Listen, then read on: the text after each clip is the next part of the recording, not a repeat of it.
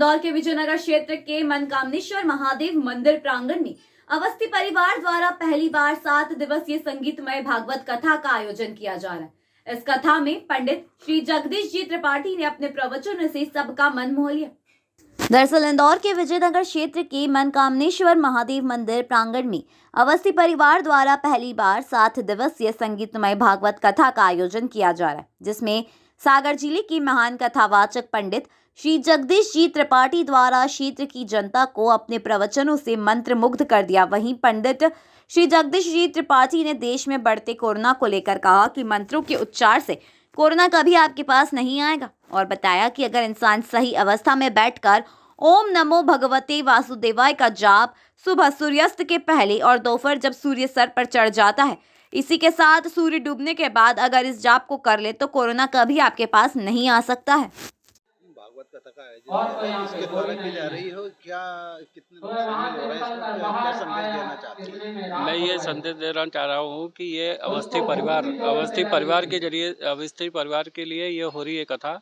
और ये हमारे परम पूज्य चाचा जी और जो हमारे पूर्वज हैं उनकी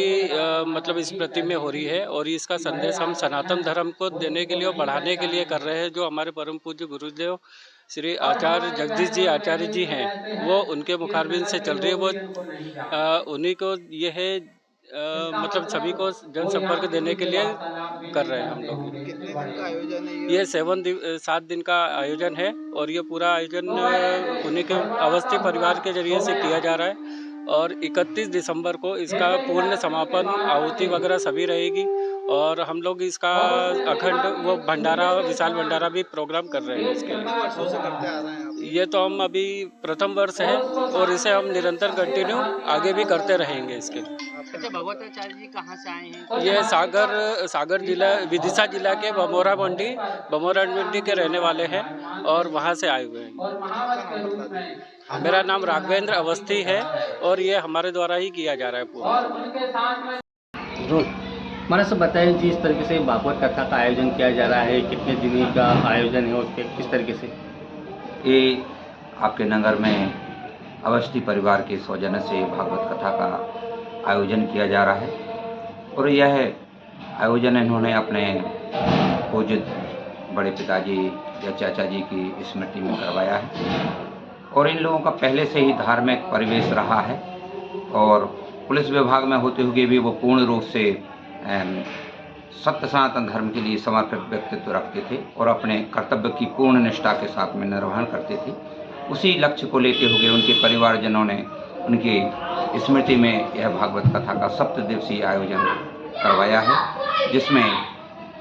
ये आयोजन चल रहा है आपके नगर में, और आप सब लोगों के सौजन्य से यह आयोजन भव्यता को प्राप्त हो रहा है। अच्छा, अभी महाराज साहब देखा जा रहा है कि जिस तरीके से कोरोना की वापस से आमद एक बार हो रही है, तो आपके द्वारा क्या भागवत कथा के दौरान जो यहाँ पे उपस्थित रहते हैं श्रद्धालु सुनने जो आते हैं, उनको भी कोई क्या? हाँ, उनको इस संबंध में बार बार कहा जा रहा है और संकेतित किया जा रहा है कि आपस में दूरी के साथ में बैठें, और सोशल डिस्टेंसिंग जो आप लोग शब्द प्रयोग करते हैं वो हम उसको ये कहते हैं कि व्यक्ति से भले ही दूरी हो लेकिन मन की एकता और घनिष्ठता बनी रहे, और जो शासन के निर्देश हैं उनका यथासंभव पालन किया जाए। मास्क का प्रयोग करते हुए और सैनिटाइजर भी वहाँ रखे हुए हैं, उनका भी हो। आपके ग्रंथ के हिसाब से क्या कोरोना कितना घातक रहेगा यहाँ पर? देखिए,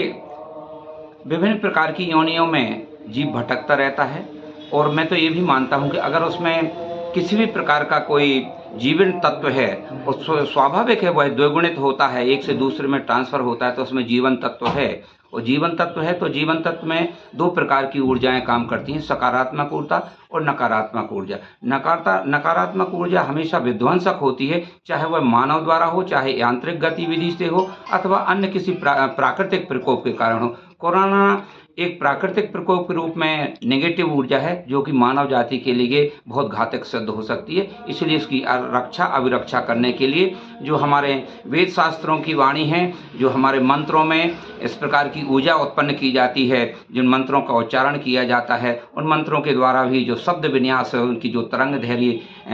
तैयार होती है और उससे भी कोरोना किसी हद तक मानव जाति को सुदृढ़ करने में, क्योंकि जो उस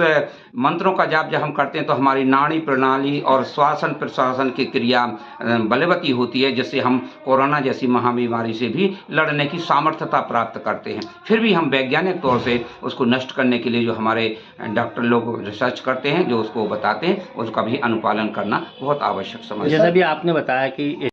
जैसे इस तरीके से जो असर होता है वो कम होता है, तो माना जाए कि इस आयोजन से भी कोरोना अवश्य बिल्कुल होगा और आप लोग इसका परिणाम पाएंगे। हमारे यहाँ अष्टांग योग का विधान कपिल देव महाराज ने सबसे पहले कहा है, जब हमारी आंतरिक शक्ति मजबूत होगी तो बाहर में शक्ति का प्रभाव होते हुए भी हम पर घातक प्रभाव नहीं होगा। माना कि जैसे सूर्योदय होगा तो सूर्य का प्रभाव तो होगा, भले ही वो अंदर कमरे में बैठा हुआ है। इसी प्रकार से जब हम अपनी श्वास प्रणाली को मजबूत कर लेते हैं, अपने तंत्र को मजबूत कर लेते हैं, अपनी जीवन शक्ति को मजबूत करते हैं, तो उस प्रभाव से बच सकते हैं। और वो मैं यहाँ अपने सभी श्रोताओं को, भक्तजनों को भी अष्टांग योग के आधार से और पंचकोशी जो हमारी शरीर की संरचना है, उसमें अन्नमय कोश जो बाह्य में दृष्टिगत तत्व होता है, जो हमें दृष्टिभाषित हो रहा है, उसके लिए सुदृढ़ता के लिए भी हम उनका अनुसरण करने के लिए बताते हैं।